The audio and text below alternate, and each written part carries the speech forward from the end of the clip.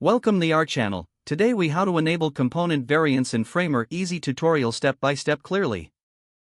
To enable component variants in Framer, start by opening your Framer project. Locate the component you want to add variants to in the canvas or the layers panel.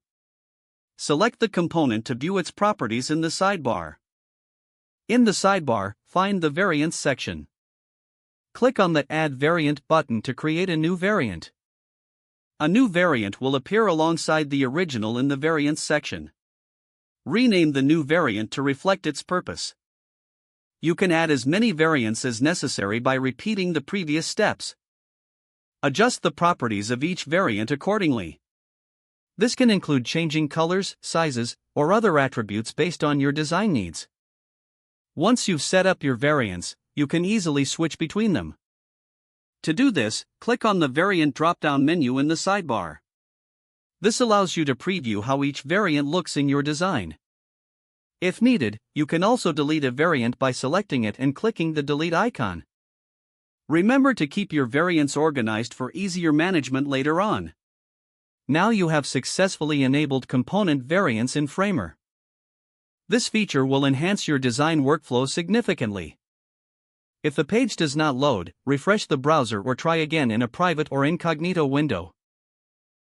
Make sure you are using the correct email address, then retype it carefully to avoid small typos. If your password is not accepted, use the reset option and create a new strong password you can remember.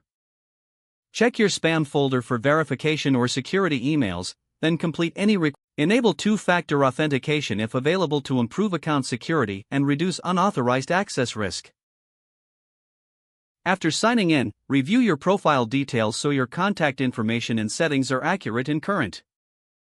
If you see an error message, note it down and try again after restarting your Log out when you finish, especially on shared devices, to keep your account and payment information secure. If the page does not load, refresh the browser or try again in a private or incognito window. Make sure you are using the correct email address, then retype it carefully to avoid small typos. If your password is not accepted, use the reset option and create a new strong password you can remember. Don't forget to like this video and subscribe to our channel for more step-by-step tech guides.